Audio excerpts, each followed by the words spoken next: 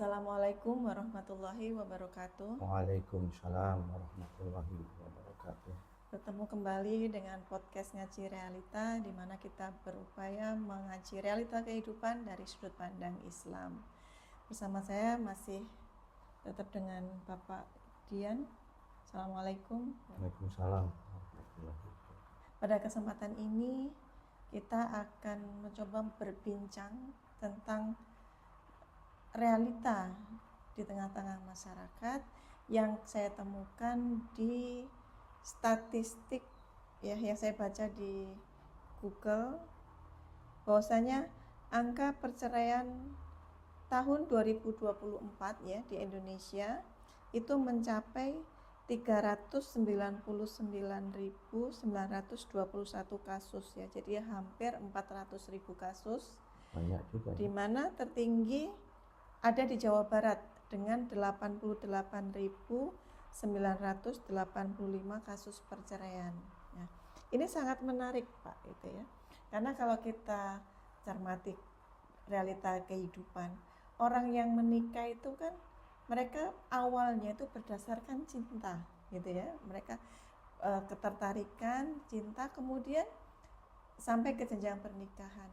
Tapi kok ujung-ujungnya banyak sekali perceraiannya sampai mencapai hampir 400.000.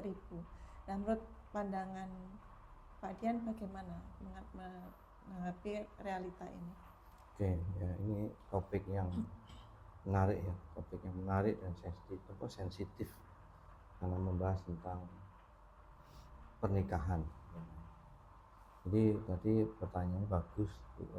Sebetulnya apa sih bedanya nikah yang dasarnya dengan cinta dengan nikah yang dasarnya ibadah gitu. Oh, beda ya? Beda. Ya. Perlu dipahami. Cinta itu kan dasarnya perasaan. Kalau ibadah itu dasarnya niat. Ini yang perlu dipahami dulu. Jadi Allah itu kan memang sudah menciptakan manusia itu dengan salah satunya adalah naluri untuk mencintai orang lain, kan begitu bahasa mudahnya.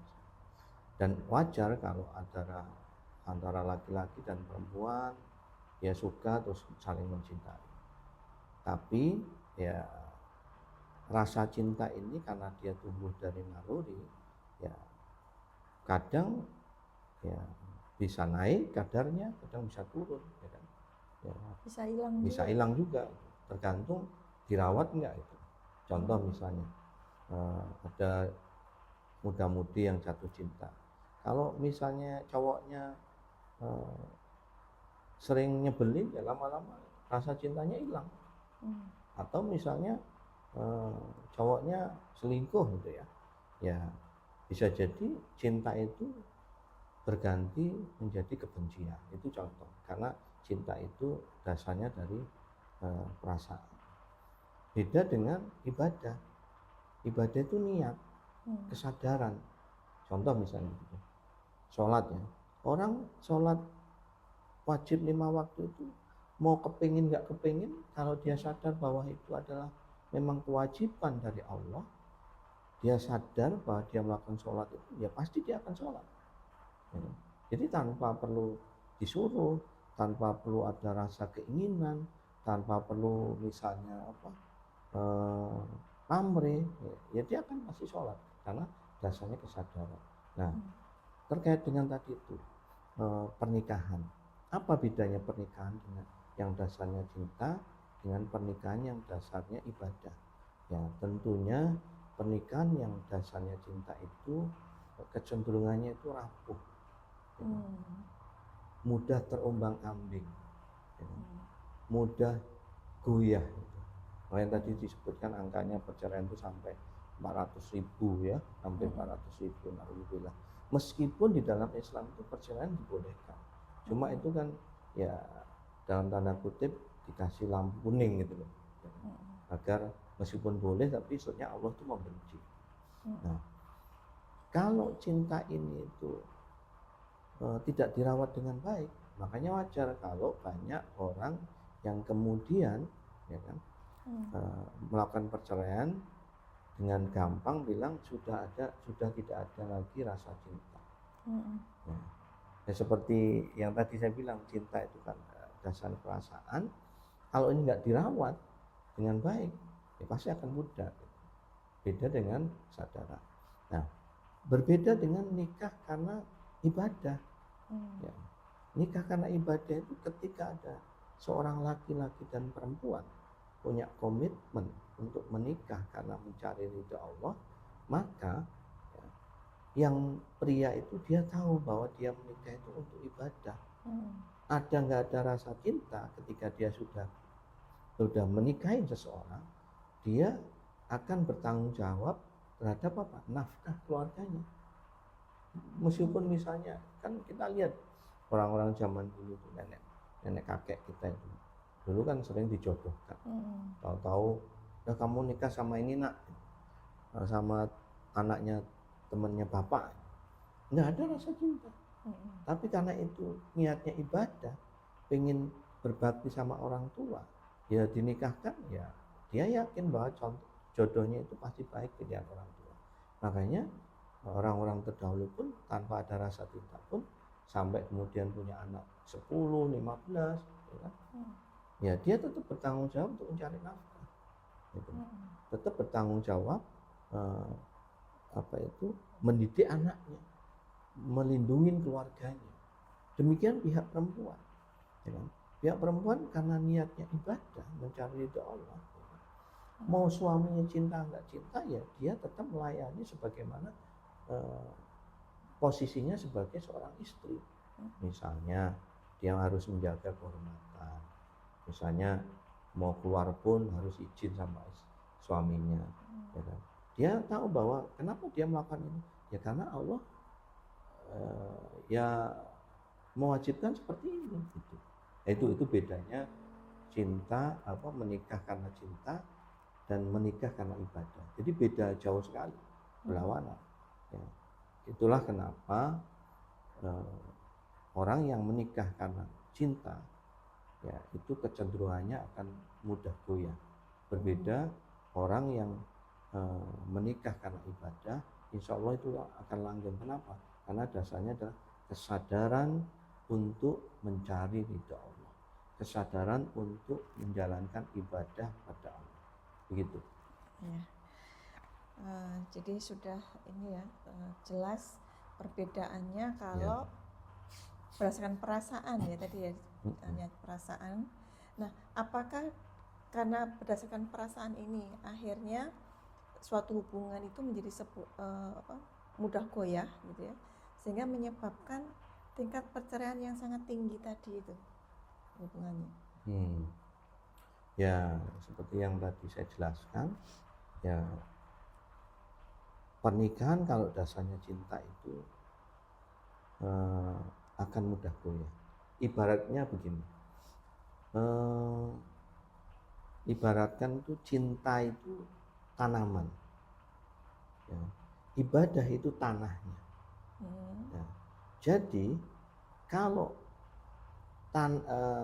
cinta tadi itu, tanaman tadi itu, tanahnya tidak dikondisikan dalam keadaan subur dan sebagainya, dia akan gampang layu, nutrisinya nggak ada, sehingga gampang mati.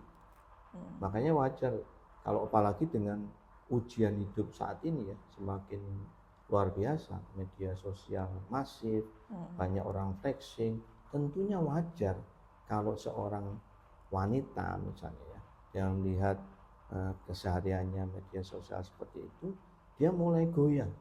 Kok saya hidup sederhana begini dengan suami saya? Kok tetangga saya itu bisa liburan dan sebagainya? Akhirnya karena goyah ini, ya akhirnya ada statement, ya kan? Nikah itu nggak cukup modal cinta. Kalau nggak ada harta yang cukup, ya buat apa gitu? Ya gampang beralih. Nah, jadi kalau kita lihat berita-berita di media sosial, ya tidak heran ada orang yang kenapa meninggalkan suaminya gara-gara ikut laki-laki lain yang lebih mapan, ya, atau misalnya ada yang selingkuh dengan teman kerjanya dan sebagainya. Ya itu tuh Karena tadi itu beda dengan ketika tanahnya tadi itu subur, ya kan? Tanahnya subur, dihiasi dengan iman dan sebagainya. Tanaman itu menjadi sehat. Sehingga meskipun rumputnya banyak, kan ada pepatah bilang rumput tetangga lebih hijau. Tapi kalau tanahnya dirawat, rumput yang sebelah tanaman dicabutin, kemudian dikasih pupuk, ya tanaman ini akan tumbuh subur. Artinya apa? Pernikahan yang dasarnya ibadah itu akan semakin kokoh. Mau tetangganya kaya, ya dia selalu dasarnya ibadah. Ya Allah menyuruh kita tidak boleh iri, tidak boleh sombong. Bahkan yang kalau sebagai satu keluarga, istri itu harus menjaga kehormatan keluarga. Gitu. Ya dia nggak boleh, makanya dalam Islam itu ya harus izin, nggak bisa terus kemudian dia main seenaknya, nggak bisa seperti itu. Seperti itu penjelasan. Ya. Jadi menikah itu memang harusnya dilandasi ya berdasarkan keinginan untuk beribadah kepada Allah gitu ya. Nah, kalau menikah itu berdasarkan ibadah, ini bagaimana nih caranya agar pernikahan itu menjadi lebih langgeng gitu ya. Kemudian bagaimana cara seperti tadi menumbuhkan dan menjaga rasa cinta yang tumbuh itu agar sejalan dengan kesadaran untuk beribadah itu bagaimana caranya? Ya, semua harus dimulai dengan hal yang baik. Maksudnya gimana? Rasulullah itu pernah bersabda bahwa kebanyakan orang itu menikah itu karena 4 hal kan. Ada karena agamanya, ada karena hartanya. Sunatullahnya begitu.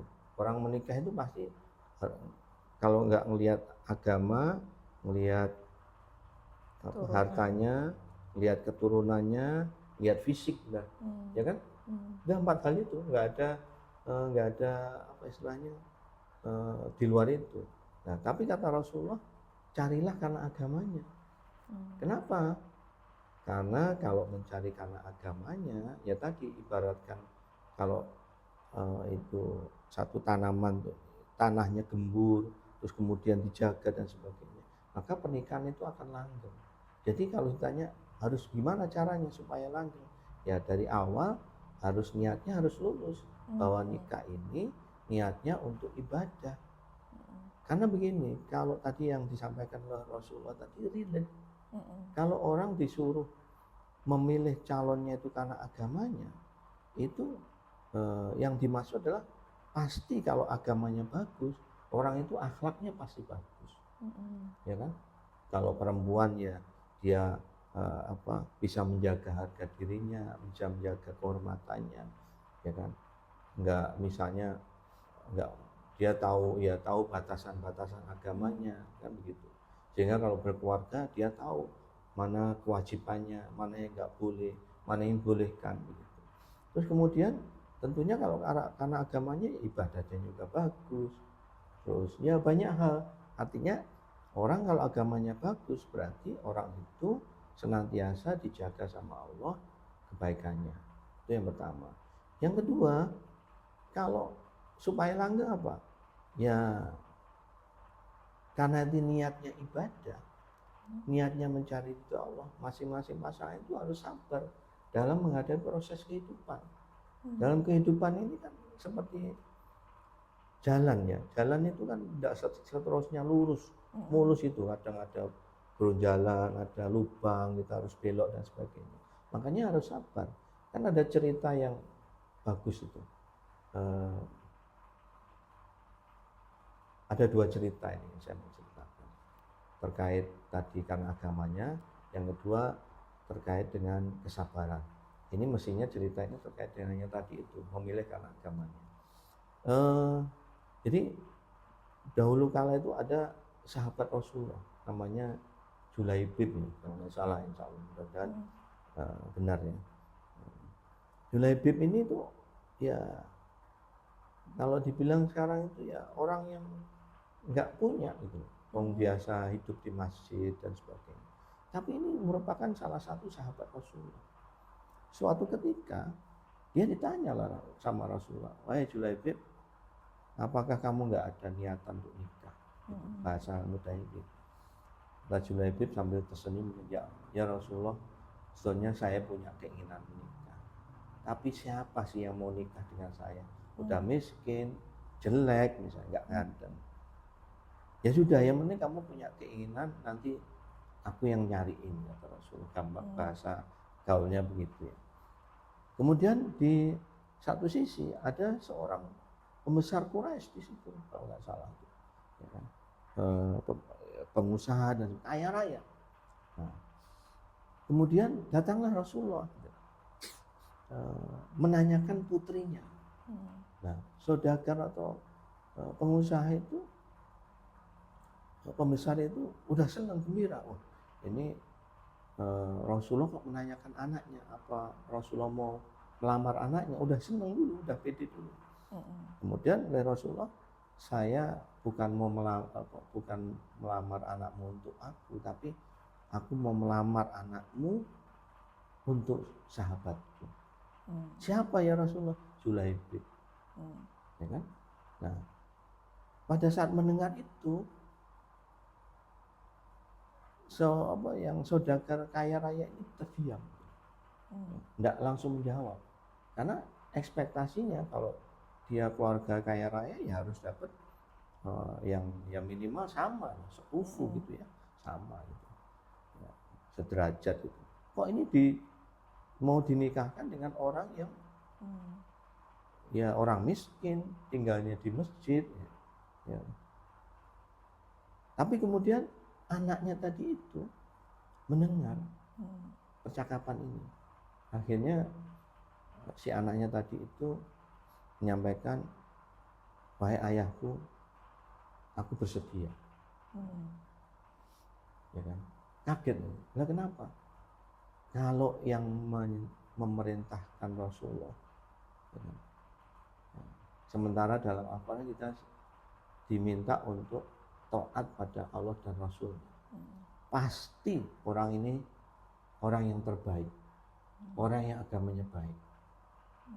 Jadi aku bersedia, tolong nikahkan aku pada pilihan Rasul. Ya kan? Nah, akhirnya benar, ya kan? Meskipun akhirnya setelah dinikahkan dibawa ke, ya akhirnya apa ya dikasih rumah yang seadanya dan sebagainya. Akhirnya karena ridhonya si perempuan tadi, anak pengusaha tadi, ya sudah menerima, ikhlas tanpa menuntut apapun. Ya sudah, ini pilihan Rasulullah, pasti baik. Nah, gitu. Itu ceritanya. Jadi sampai seperti itu. Dan kemudian cerita yang kedua terkait dengan apa tadi penjelasan saya tentang yang kedua itu, supaya langgeng kan begitu ya. Jadi sabar gitu ya. Ini pernah dicontohkan oleh Rasulullah juga dan para sahabat. Rasulullah itu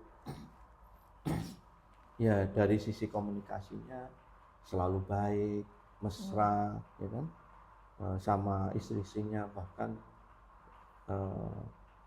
kadang balapan lari kan ya itu, kadang ya banyak hal lah gitu, untuk merawat pernikahannya ini.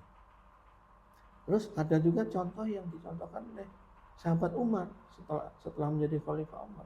Jadi suatu saat ada salah satu sahabat yang dia pengen mengadu sama Khalifah Umar, karena Khalifah Umar itu kan dikenal tegas, adil. Dan dia mau mengadu bahwasanya dia tuh sering dibentak sama istrinya, sering diomelin sama istrinya. Nah, ini saya tuh harus ngapain begitu. Tapi ternyata setelah salah satu sahabat tadi itu datang ke rumahnya, sebelum masuk ke rumahnya bertamu, dia tuh mendengar sendiri bahwa Khalifah Umar itu pun juga lagi diomelin sama istrinya, ya kan? Kemudian Khalifah Umar mengalah terus keluar. Nah, yang orang yang mau mengadu tadi akhirnya karena mendengar itu, wah, Khalifah Umar aja diomelin, nggak jadilah gitu bahasanya. Tapi ketika dia mau balik, Khalifah Umar melihat wahai fulan, wahai saudaraku, apa yang kamu lakukan di sini? Terus cerita gini, wahai khalifah, aku tuh sebetulnya datang sini tuh mau mengadu perlakuan kasar istriku padaku. Tapi setelah aku mendengar kamu pun juga diomelin, ya kan?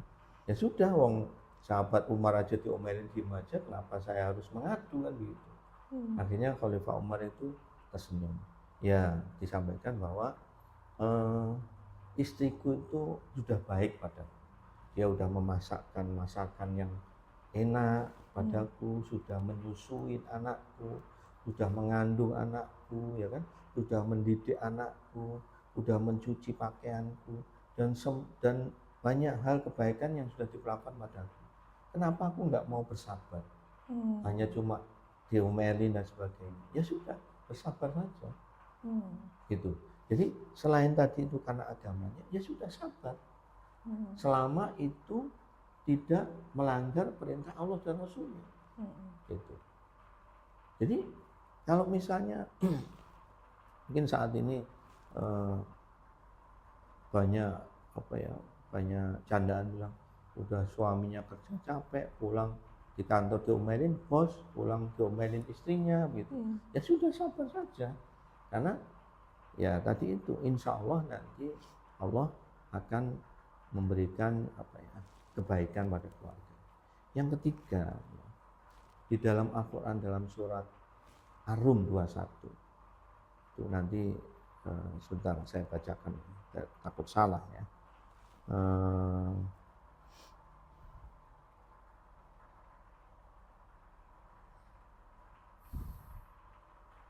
Nih, yang artinya dan dia menjadikan di antara kalian mawaddah atau cinta dan rahmah kasih sayang. Ya. Nanti bisa baca sendiri ya di surat Ar-Rum 21. Artinya ketika kita sudah menikah karena dasarnya ibadah, sama Allah akan dikasih mawaddah warahmah, cinta dan kasih sayang. Ya. Buktinya coba kakek nenek kita yang anaknya sampai 15. Awalnya bukan nikah karena cinta, tapi anaknya bisa 15. Ya kan? Dan tidak ada masalah.